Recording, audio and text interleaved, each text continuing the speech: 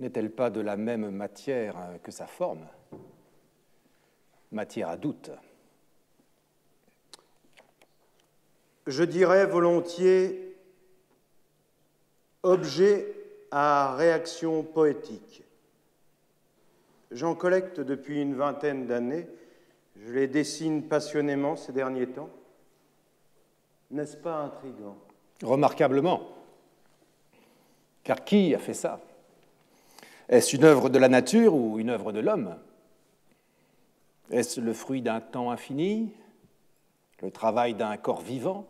Le produit d'un artisan au-delà des mers, obéissant à quelque volonté? Ou les trois? Eh bien, sachez qu'à force d'observation, je me les suis rendus explicables, en mêlant des figures mathématiques à des lois naturelles. Ce sont elles. Prenez l'érosion aquadynamique, par exemple. Ce sont elles qui génèrent, par-delà leur étonnante régularité, leurs traits particuliers et imprédictibles. Les lois naturelles. Un jour, cher monsieur, de ce ciel au-dessus de nous, j'ai vu des spectacles qu'on pourrait dire cosmiques. Quel rappel des vérités fondamentales de notre Terre. La Terre y apparaît semblable à un œuf poché. Elle est une masse liquide, sphérique, entourée d'une enveloppe ridée. La cordillère des Andes ou l'Himalaya ne sont autres que des rides. D'un avion, j'ai vu se former sur les plaines de l'Uruguay des nuages qui attristeront les logis, ou qui feront la récolte abondante, ou qui pourriront la vigne, ou cette rencontre de nus qui donne l'éclair et le tonnerre, craint comme des dieux. Et un moment, éclate comme un coup de canon le soleil, au bord même de l'horizon. Il chemine vite, c'est vertigineux. Remarquez cette vitesse extrême. C'est noter la rapidité, la fugacité de notre vie et l'irréparable du temps perdu. Que cela est sévère, l'irréparable du temps perdu. Mais les événements n'en restent pas là. Voici les grands phénomènes incontrôlables. Le soleil ronge, troue, brasse l'atmosphère. La densité joue, les masses d'air glissent l'une sur l'autre. L'administration paisible des milliers de petits nuages a été subjuguée par quelques puissances irrésistibles. Voici des rassemblements, des adhésions, des annexions, des coalitions, événements qui aiguisent la curiosité. Ici, l'œuf poché nous incline à la mélancolie, à la désespérance même. Je crois à une neurasthénie de l'œuf poché. Au contraire. Un tel patrimoine, mais cela m'a incité à concevoir un Rio métropole. Un quoi donc? Tenez, pour en décrire les principes, j'ai envisagé justement un ouvrage intitulé « L'homme et sa coquille ». Sa coquille, c'est-à-dire le logis dans lequel il est obligé de passer une grande quantité de sa vie. Jolie métaphore. Dieu sait, pour ce qui me concerne, si je me rétracte comme les cornes de l'escargot quand on m'officialise à l'improviste. J'ai été comme cela aussi. Aujourd'hui, je me sens le caractère et le tempérament d'un homme qui a foi en ce qu'il fait et désire le voir se matérialiser. Voyez-vous, la situation brésilienne me fut un choc auparavant, mais j'ai acquis la maîtrise du contexte et du site topographique, des enjeux politiques, des potentialités de Rio. Ma thèse est unique. Son premier souci est le logis. C'est intéressant. Je recherche pour ma part, et avec une véritable avidité, ces maisons qui sont des maisons d'hommes, et non pas des maisons d'architectes. La question est grave. Précisément. Mon logis, écoutez cela, résulte des réseaux du service public, dont il serait le prolongement des réseaux, et au carrefour de ces réseaux, des logis. Et c'est ainsi que je propose une nouvelle forme de ville, de récipient d'êtres humains. Récipient. C'est ça. De 14 mètres carrés par habitant, que je regroupe en corps de logis, j'ai calculé sur la base d'un ascenseur tous les 200 mètres que l'on pouvait compter jusque 2700 personnes pour une unité d'habitation verticale. Et ce, dans des immeubles allant jusqu'à 60, 200, 300 mètres de hauteur. Mais récipient, ce terme. Vase, si vous préférez. Vase contenant la société. D'ailleurs, les techniques modernes invitent à imaginer des immeubles de formes différentes de celles d'autrefois. Et je les élève sur pilotis, des récipients sur de hauts pieds, des vases. Je vois des appartements dotés de services communs en l'air, très haut. Je vois... Mais ce que je vois, ce sont presque les nids d'oiseaux planeurs. Vase ou nid, en effet, cela dépend de quel côté l'on se place, artifice ou nature. En effet, le débat est ouvert. Et Radieuse. Que pensez-vous de Radieuse, ma ville modèle? Je l'ai baptisée de ville radieuse, qualificatif qui est né accidentellement au retour de mon premier voyage en Amérique du Sud. À vrai dire, cela m'évoque quelques chimies nucléaires. J'aurais pu adopter un autre qualificatif. Ville de glorification de la machine, par exemple.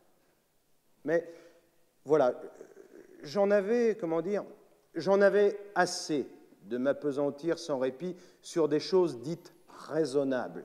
Comme je suis décidé à faire des architectures et des villes rayonnantes, la thèse nouvelle de l'urbanisme est alors animée de lyrisme. Depuis lors, le terme de ville radieuse a touché le cœur de chacun, où il faudra démontrer le contraire, et si l'on entreprend cette démonstration, je gagne la bataille. Soit, je m'incline. Mais dites-moi plus sur votre coquille radieuse.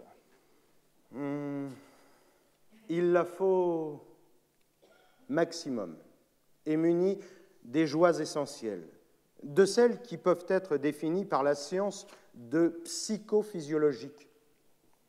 Le silence, de l'air exact, de l'air juste, des bienfaits que la technique moderne peut opérer dès aujourd'hui.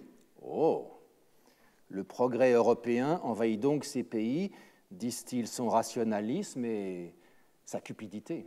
Laissez-moi préciser. Les bases fondamentales des sensations psychophysiologiques dont je parle sont à établir ainsi.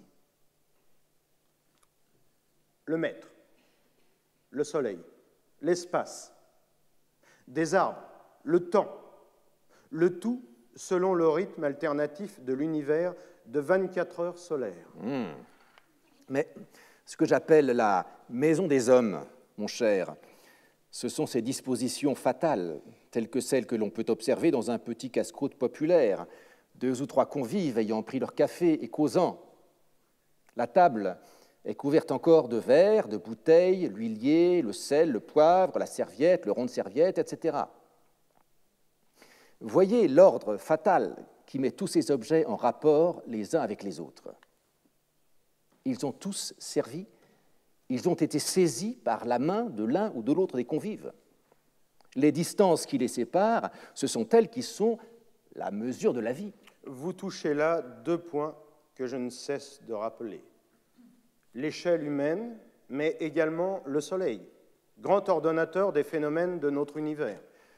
Mon éternelle conclusion, quant à moi, après tant de pays parcourus depuis 20 ans, se précise chaque jour. C'est le concept de vie qu'il faut changer. C'est la notion de bonheur qu'il faut dégager. Là est la réforme, le reste n'est que conséquence. J'ai omis la verdure. La verdure est un élément précieux de satisfaction psychophysiologique. Alors, si je récapitule, j'élève mes formations cellulaires sur de hauts pilotis. Je libère le sol. Je sauve le patrimoine naturel. Je le mets en valeur, à la disposition de tous. J'assure ainsi un contact suffisant avec les choses de la nature. Bien, mais moi je voulais dire amour.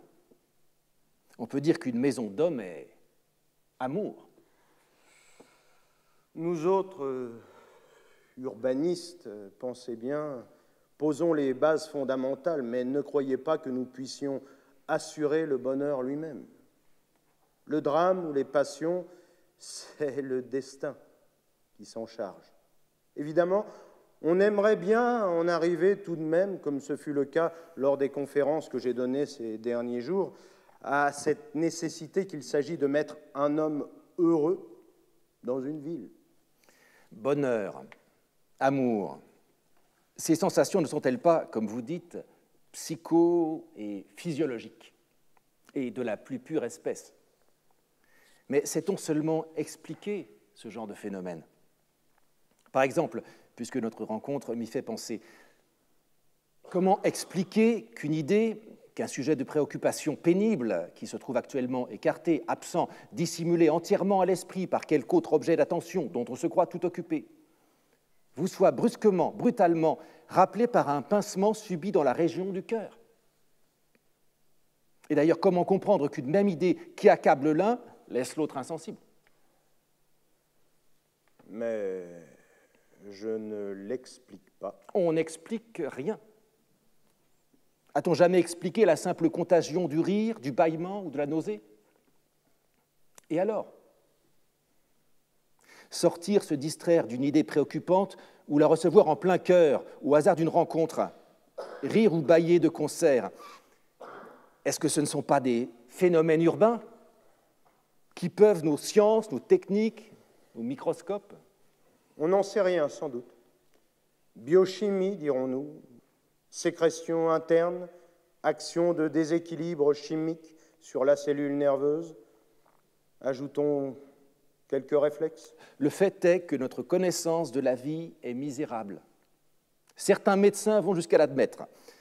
Nous savons même assez mal de quoi nous sommes capables. Voyez combien de criminels ne peuvent croire à ce qu'ils ont fait. Il y a ainsi des actes dans lesquels on ne se reconnaît pas. Et dont on voudrait bien décliner la responsabilité. Oui, cela arrive. C'est que la science de la vie, elle, ne s'intéresse qu'au pathologique. La vie encore possible dans une condition plus ou moins altérée, diminuée, précaire, la lutte, les suppléances, les réactions. Il faut qu'il y ait des anormaux et des malades. Hélas, n'empêche qu'il faut bien progresser. Et cela pose au premier chef un problème de lieux et de locaux d'habitation. Nous y revoilà. En ce qui me concerne, c'est simple. Je nage tous les jours devant mon hôtel. Je rentre en peignoir par le monte-charge dans ma chambre, à 30 mètres de haut. À 7 heures du matin, je suis dans l'eau. Eh bien, ma thèse va dans ce sens. Mes immeubles villas libèrent le sol, je l'ai dit. Cela fait 100% du sol libre. Mais voici, en plus, j'installe des solariums, des plages de toiture. Ce faisant, j'ai reconquis près de 12% de sol nouveau, artificiel, sur le toit des édifices eux-mêmes. Et puisque les chiffres ont du vrai, l'addition est facile. Cela nous fait 112% de terrain libre une fois la ville construite. On ne risque pas d'y trouver une coquille. Comment? Je vous sens moqueur. Au contraire, bonnement factuel. C'est que votre thèse m'éveille les souvenirs d'une atmosphère moscovite. Votre ville radieuse, maintenant, me remémore un concours de ville verte sur lequel j'avais eu l'occasion de donner mon point de vue il y a quelques années. Ah, ce serait une drôle de coïncidence que la ville radieuse soit une ville verte. Je l'ai soutenue, en effet. Voilà de quoi il s'agit. Dans le cadre du programme quinquennal pour l'équipement général de la Russie, des comités de médecins, des comités de femmes et des comités de sportifs ont décidé un repos obligatoire optimum, c'est-à-dire minimal, pour les travailleurs, afin de leur permettre d'entretenir et de réviser leurs machines. Pour cela, des villes vertes furent imaginées où les moscovites se rendront en roulement 1 jour sur 5. Tout y est régi par le plan et le nombre. Des bâtiments de 15 mètres sur 12, divisés en cellules de repos. 25 000 sont envisagés la première année, mais ils visent le chiffre de 100 000. Sont répartis ingénieusement sur un terrain naturel. Enfin, il faut comprendre naturel comme une forêt plantée de sapins, une ferme modèle industrielle et un lac artificiel, le tout ponctué de nombreux stades.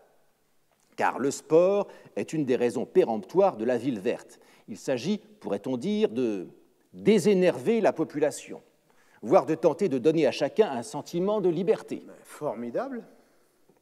Et qu'aviez-vous dit? J'ai crié gare. C'est d'hommes qu'il s'agit, des besoins d'hommes groupés dans un but de coopération indispensable, matériel et spirituel.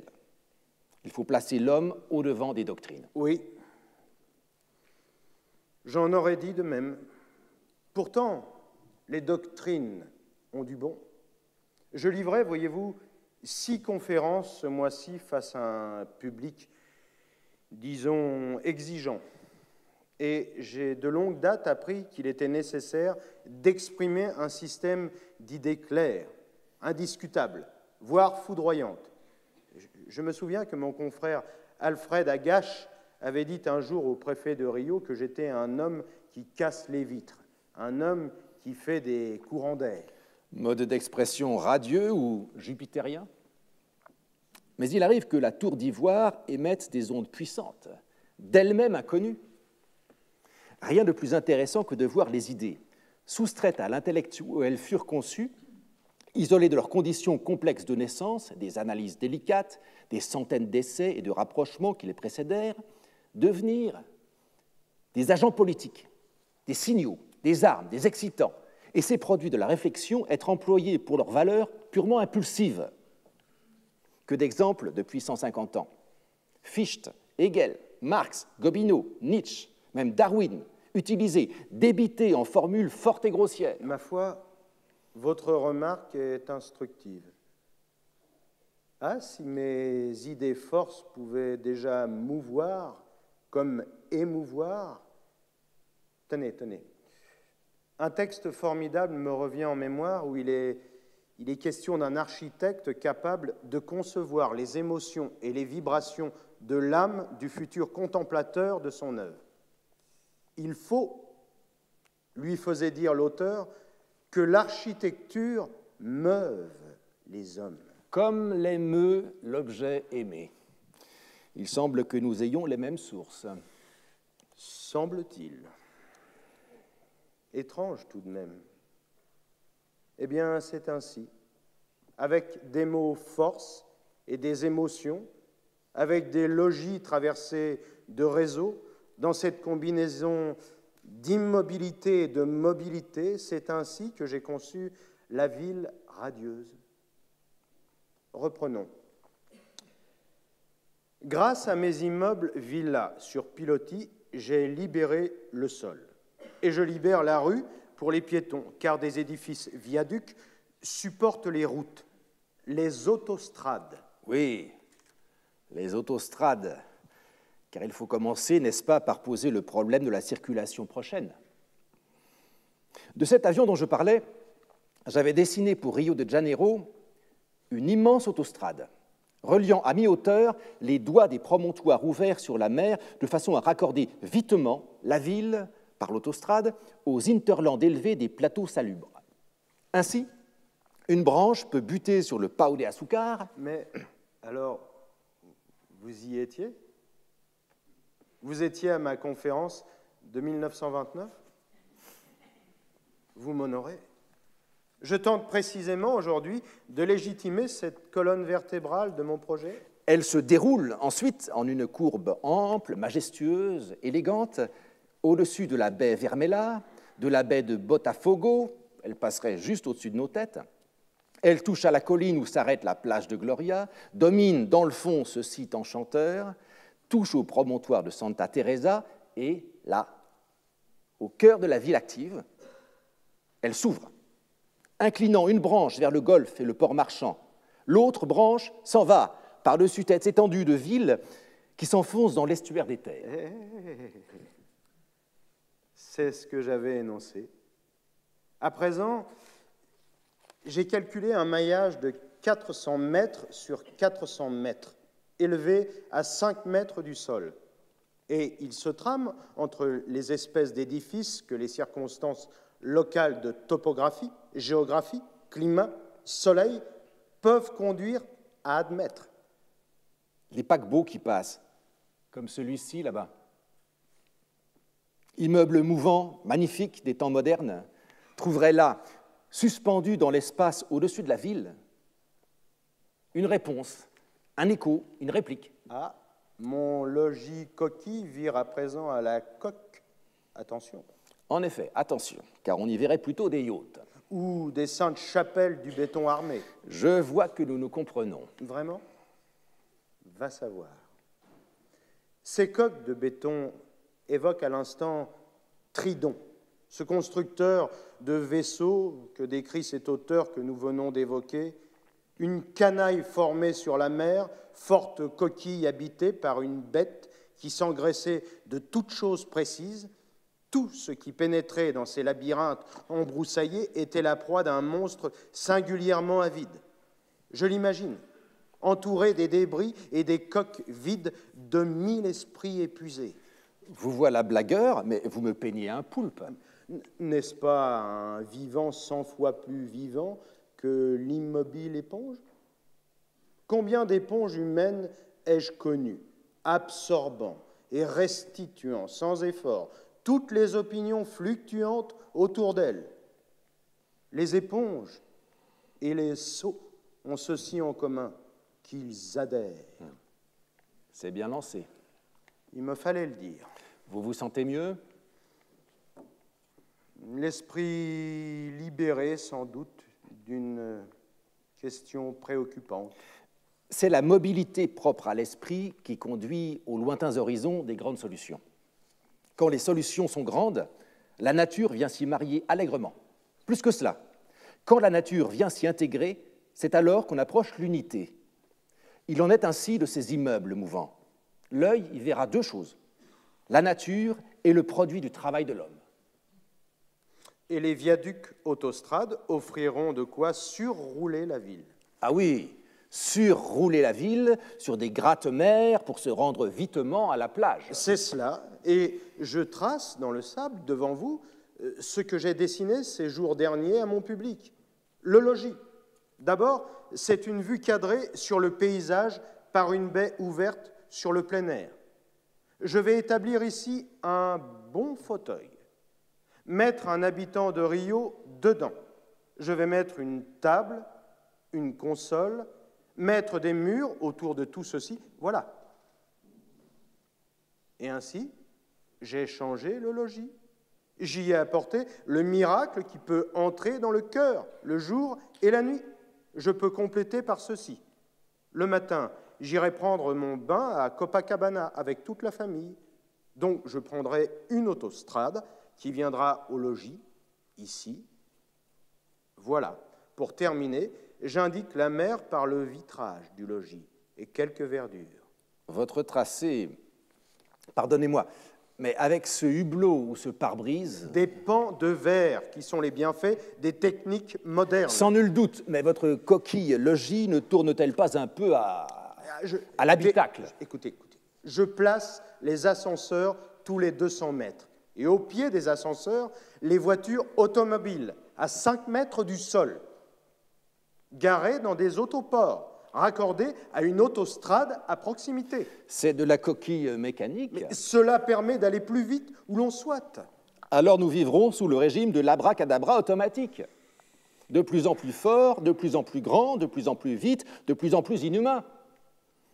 Grâce au progrès permis par le mécanique, on abracadabre, comme on dit, mais avec automatisme. C'est toute l'histoire d'ailleurs des temps modernes.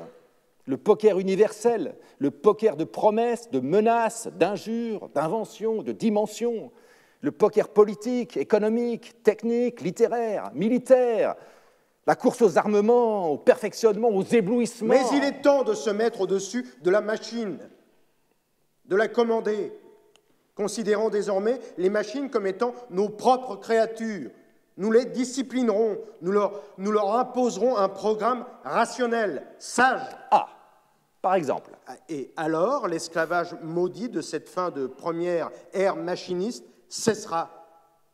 La machine nous libérera, nous comblera de ses bienfaits, nous apportera l'abondance. Parfait. Cet auteur que nous citions disait ailleurs qu'il semble y avoir une sorte de pacte entre la machine et nous-mêmes. Un pacte comparable à ces terribles engagements que contracte le système nerveux avec les démons subtils de la classe des toxiques. Et où voulait-il en venir? Selon lui, l'allure de la modernité est celle d'une intoxication. Il nous faut augmenter la dose ou changer de poison. Telle est la loi. Qu'en pensez-vous? Laissez-moi vous faire part d'une méditation à laquelle je me suis livré au sortir des usines Ford, à Détroit. Son édifice est formidable, dans une discipline magnifique, qui a pour effet d'offrir à son initiative une précision extraordinaire. Il a tout organisé pour faire des voitures, ayant à sa disposition ses mines de charbon, ses propres aciéries, ses fonderies, ses tours, ses ateliers qui lui permettent de déposer au fur et à mesure, le long d'une chaîne de fabrication, des éléments qui s'assembleront. On se dit que si les choses de l'architecture étaient réglées par de telles méthodes, nous aurions la solution. Et pourquoi pas? Il prédisait leur avenir monumental aux informes amas de carbone et de minerais qui gisaient autour de lui. Ses discours et leurs actes s'ajustaient si heureusement qu'on eût dit que ces hommes n'étaient que ses membres. Votre récit m'appelle quelque poésie. Mais je vous en prie, faites donc. Le ton est juste. De quoi est-il question? Il est question de liberté individuelle. Admettons-le. Ah, vous me laissez pantois. Il est question de puissance collective. On ne peut nier la force de la collectivité. Vraiment? Pour ma part, j'ai toujours appréhendé de me rendre aux USA, d'affronter le champ du dur travail, les terres de la sélection dans la violence des affaires, et les lieux hallucinants de la production à outrance. Oui, une drôle de contrée, à vrai dire. C'est aux USA, l'an dernier, que j'ai eu tout à coup la notion du grand gaspillage, celui qu'engendre le déploiement des cités jardins horizontales, les réseaux routiers, les canalisations, le temps de transport, la dénaturalisation du phénomène urbain. Alors, j'ai proclamé aux Américains, vous avez libéré les nègres, mais vous vous êtes enchaînés vous-même, vous avez créé votre propre esclavage par le grand gaspillage. Bravo. Ils avaient déjà à leur actif le gaspillage créatif et l'obsolescence planifiée. Vous les flattez d'un nouveau concept. Tenez. Savez-vous que derrière les belles américaines au capotage profilé et les paquebots aux courbes sensuelles qui épatent le port de Rio, une théorie de la création industrielle flirte avec notre chère coquille? Vous m'intriguez. Décidément, elle est de toutes les interprétations en ce moment. Écoutez donc.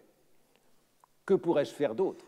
Un homme de théâtre du nom de Norman Bel Geddes, qui se trouve être aussi un naturaliste amateur, s'est lancé dans une relecture organique de l'aérodynamisme, partant du constat que les organismes minéraux ou animaux qui ont été naturellement formés par leur milieu, air ou eau, ont de fait, dans leur forme même, la capacité de s'y mouvoir aisément. Il a suggéré un parallèle avec les objets qu'il faudrait naturellement former dans une société technophile pour qu'ils évoluent aisément au sein d'une idéologie progressiste. Sa théorie s'applique à tout. Les véhicules, évidemment, mais également les accessoires de la vie quotidienne, l'architecture, la ville et même la structure sociale. Tout cela sorti de l'observation fascinée de son vivarium. Cette coquille est donc aérodynamique? Streamlinée, plus précisément. Modèle de conception pour un monde fluide qui ne connaîtrait plus de perturbations dans le milieu socio-économique, plus de dépression dans le milieu des capitaux. Abracadabra, disais-je. Le Streamline invente ainsi une nouvelle logique biologique de la création et de la consommation. Et ça marche. Vous voulez me révolter, m'écœurer? Précisément. Certains y verront sans doute un cycle digestif. Oui, un cycle digestif.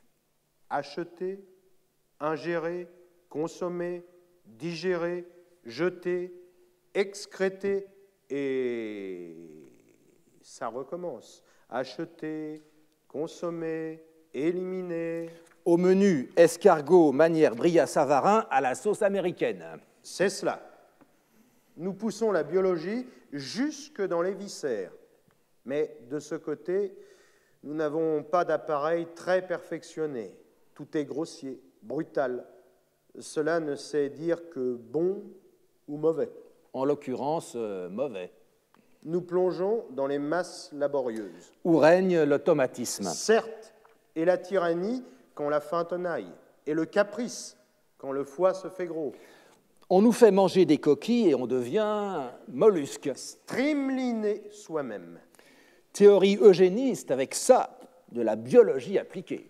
De fait, attention, ne nous trompons pas de coquille. Car faire de l'architecture, construire, n'est-ce pas autrement se construire? Se construire. Oui, laissez-moi finir. Se construire soi-même. Se construire ou se connaître soi-même. Sont-ce deux actes distincts?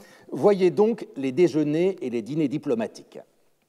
On a chargé assez les estomacs pour qu'une part du contrôle intellectuel soit perdue. Et alors, on parle d'affaires. On traite des guerres, des alliances, des douanes, des spéculations innombrables. On digère comme des serpents les périlleuses combinaisons d'un monde qui a cessé d'exister véritablement. Nous redevenons un tube à sens unique. Et on y traite d'architecture. Les palais de Genève étaient les plus inconcevables baldaquins de peluche rouge et de passementerie dorée qu'on puisse imaginer. Mais il y avait un but à ces palais. Travailler au bien du monde, tout comme il y a un but, ordinairement, un repas, nourrir. Pensez donc, travailler, faire vite, limpide, exact. Et la diplomatie, qu'en faites-vous? Et l'art culinaire de l'architecture? Vous ramenez donc les arts et les sciences à de la cuisine. Oh, je ne fais qu'en effleurer l'idée. Il en faut bien pour suivre les mutations de notre époque, celle-ci ou une autre. Les vérités scientifiques, dans leur constante mobilité, conduisent un jour à la réflexion au « à quoi ça sert ?»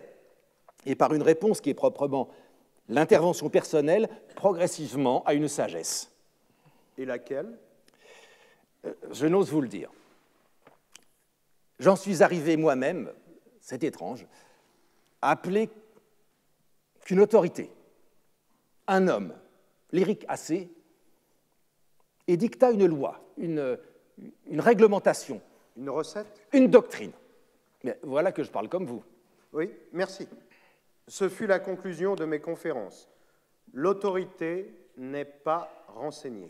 Belle formule, quoique désagréablement ambiguë. Malheureusement, depuis le Rio que j'avais connu en 1929, vous savez ce qui s'est passé?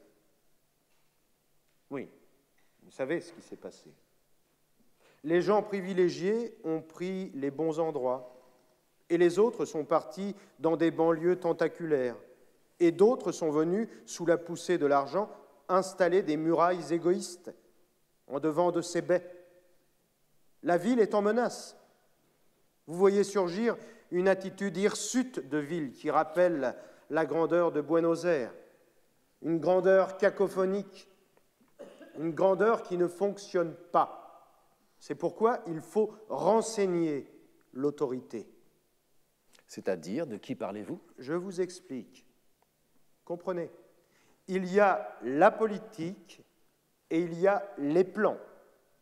Ce sont deux choses différentes. La politique a pour objet de légiférer, mais nous sommes devant des phénomènes urbanistiques, devant la question de l'équipement de la société machiniste. Cet équipement est un fait matériel qui s'appuie sur des valeurs morales. Il faut légiférer selon l'urbanisme, et il est difficile à l'autorité d'y voir clair. Y a-t-il une autorité en cette matière? Je comprends. Mais peut-on jamais juger? Un jugement, c'est un arrêt, terme de justice. Arrêter, c'est cesser d'écouter et de voir encore. C'est prétendre savoir. Je ne juge ni ne jugerai. J'aime mieux recevoir, toujours. Mais l'heure est venue où peuvent intervenir les pères de la patrie, les chefs de la nation, c'est-à-dire l'autorité. C'est elle qui doit discerner la marche en avant. La marche sportive? Que dites-vous? La marche mécanique? Automatique? Laissez-moi poursuivre. Il existe aujourd'hui une certaine autorité qu'il faut considérer en ce moment, car elle est vivante. Les CIAM, les congrès internationaux d'architecture moderne, sont parvenus à établir une véritable charte qui a été publiée. Il y a maintenant une directive. Voilà, une autorité qui s'est constituée. Exemple pour Rio. Voici. Au premier chef, que Rio tente cette gageure.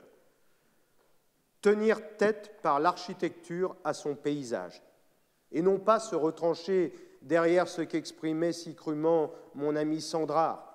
Quoi qu'ils fassent avec leurs petits urbanismes, le paysage les écrasera. Ah, ce cher Blaise. Ah, grâce à l'autorité, nous le démentirons. Le démiurge, quand il s'est mis à faire le monde, s'est attaqué à la confusion du chaos.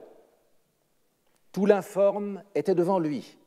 Il a débrouillé cette boue vaguement radieuse. Pardonnez-moi, je citais. À votre guise.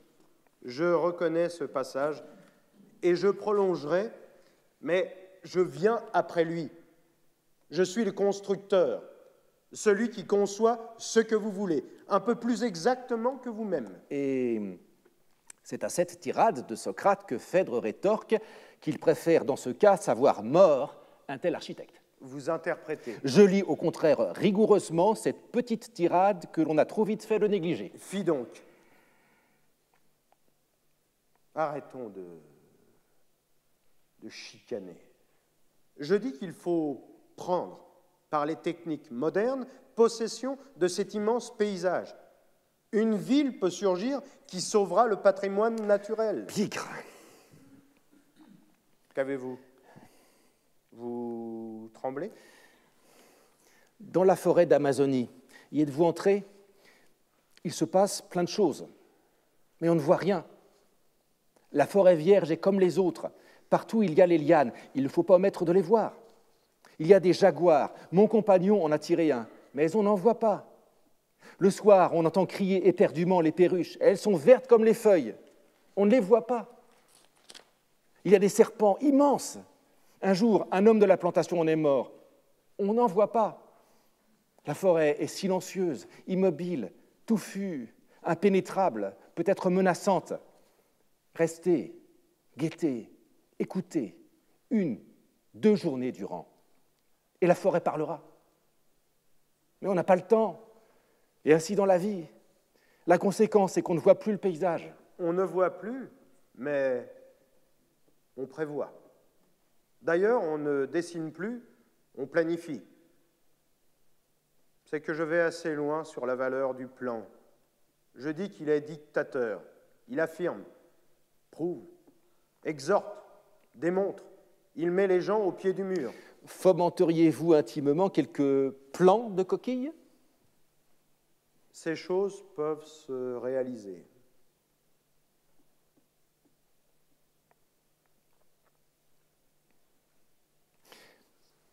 J'observe votre main entr'ouverte au creux de laquelle vous tournez et retournez depuis tout à l'heure une de ces modestes formes blanches qui décidément nous agitent tant. Elle m'apaise, sans doute. Regardez, on croit voir Rio. Vos doigts sont comme des éminences rocheuses, vos lignes de vie, les lits de fleuves qui glissent entre des gorges concaves. Oui. Oui, je vois.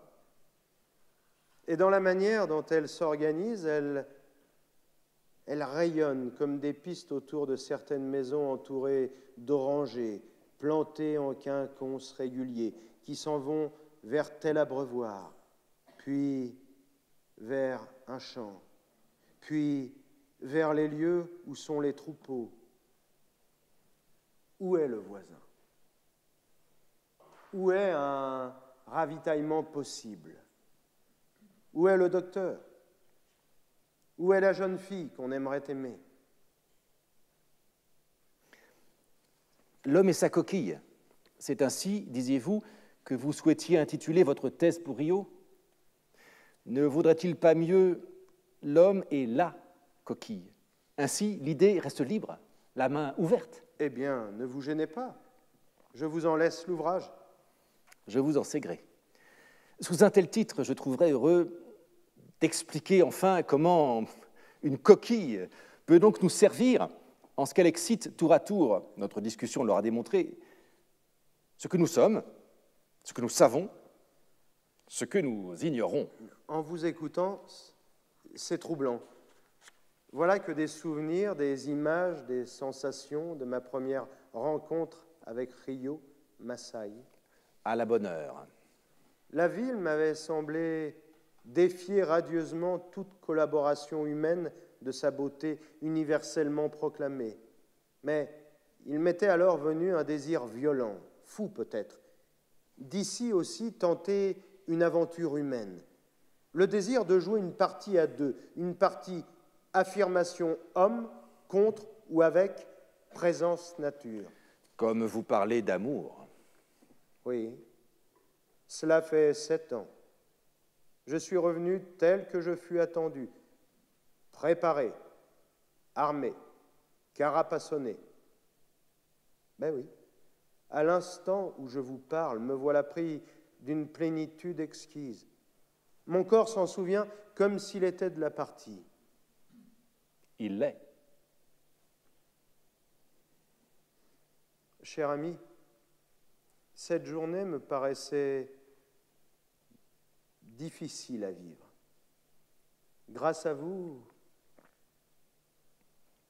je suis mesure et démesure, rigueur et tendresse, désir et dédain. Je me consume et j'accumule. Je m'aime et je me hais. Et je me ressens, depuis le front jusqu'aux orteils, m'acceptant tel que je suis, quel que je sois, répondant de tout mon être à la question la plus simple du monde. Que peut un homme ?